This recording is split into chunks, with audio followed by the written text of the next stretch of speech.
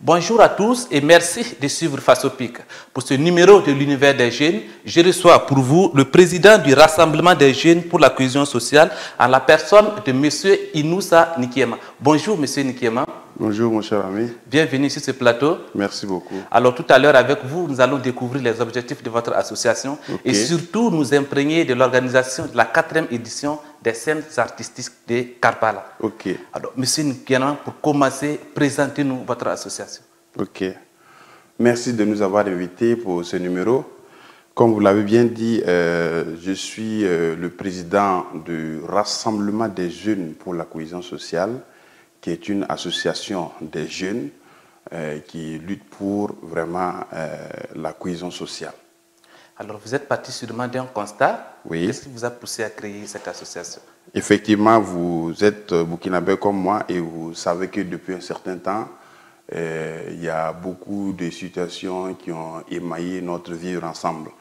Je vais garder un certain mutisme pour ne pas rappeler ces événements, mais on a senti à un moment donné que le vivre ensemble était menacé et nous avons jugé opportun de se réunir et de créer une association pour lutter pour que cette cohésion sociale s'installe véritablement. Et quels sont les objectifs que vous vous êtes fixés? Oui, comme vous le savez bien, déjà à partir du nom de la structure, on peut déjà savoir qu'est-ce que nous avons comme objectif. Notre premier objectif, c'est quoi? Installer un rapport de cohésion sociale entre les différentes communautés vivant dans notre cher pays. Vous savez que le Burkina Faso est riche de par le nombre d'ethnies qui la composent et il faut véritablement que ces différentes ethnies vivent ensemble dans une symbiose. Donc l'objectif, c'est vraiment essayer d'installer, de redorer le blason de cette situation. Alors, et cette association, qui peut être membre et quelles sont les conditions pour adhérer? Bien évidemment, c'est comme toute structure des jeunes, toute personne physique ou morale peut adhérer à cette association, moyennant vraiment quelques cotisations.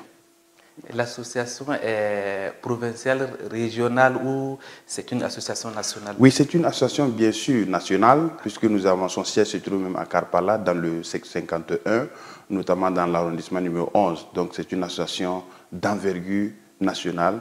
Et en tout cas, au passage, je signale que l'association a été portée sur les fonds baptismaux le 8 juillet 2020.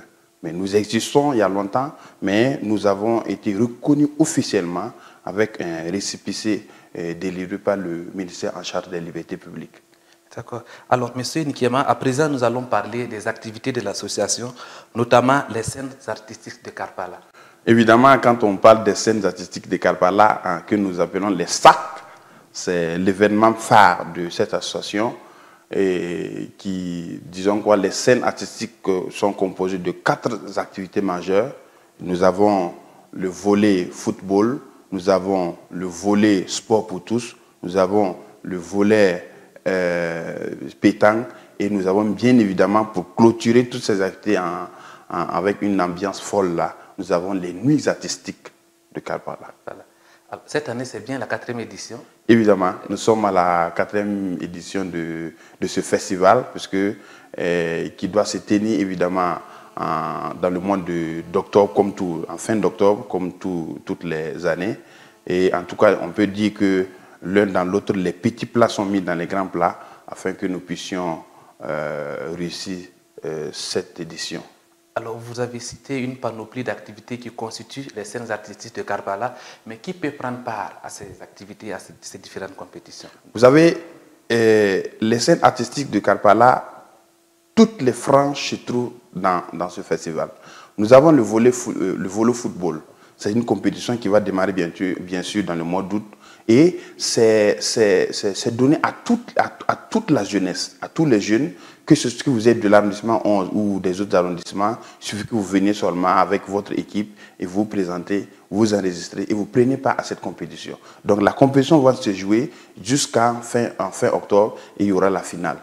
Quand vous prenez le sport pour tous, ça, nous invitons toute la population du secteur à sortir pour vraiment le sport pour tous, comme vous le savez, des séances d'aérobic. Et ça, jeunes, enfants, femmes, vieux, en tout cas, tout le monde est concerné. Et vous avez le volet pétanque qui est vraiment adoré par les personnes d'un certain âge, qui en tout cas qui se donnent. Et vous avez enfin le volet scène artistique, le volet nuit artistique, où nous avons l'honneur d'inviter des artistes de renommée nationale et internationale pour vraiment prester sur tout ça au profit des populations. D'accord. Alors, en plus des scènes artistiques de Karpala, est-ce que votre association organise d'autres activités? Évidemment, oui.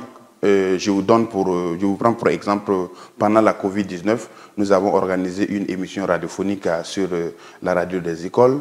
Bon, si ce n'est pas une publicité. Ok. Et nous avons nous avons fait don de savon aux populations, nous avons fait don de lave-mains, etc., etc.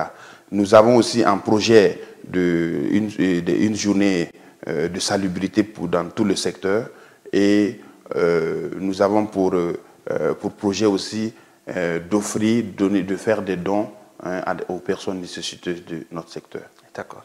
Alors, M. Nikiema, à travers votre association, vous faites la promotion de la cohésion sociale, du vivre ensemble. Nous savons tous que la réconciliation nationale est l'une des priorités du gouvernement actuel. Vous, en tant que jeune, quelle doit être la place de la jeunesse dans ce processus de réconciliation? Ah, très belle question, M. Nien. Parce que la jeunesse, comme tout le monde aime le dire, la jeunesse est le fer de lance. La jeunesse doit être au cœur de tout processus de développement.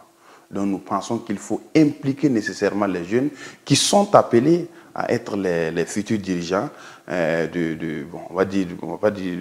qui sont appelés à être des futurs dirigeants. Donc c'est l'occasion pour ces gouvernants d'impliquer nécessairement les jeunes, parce que les jeunes occupent une place maîtresse dans ce processus de réconciliation nationale. Monsieur Nikiema, nous sommes presque en fin d'émission. Nous allons vous permettre d'adresser un message à l'ensemble de la jeunesse du Burkina Faso. Ok.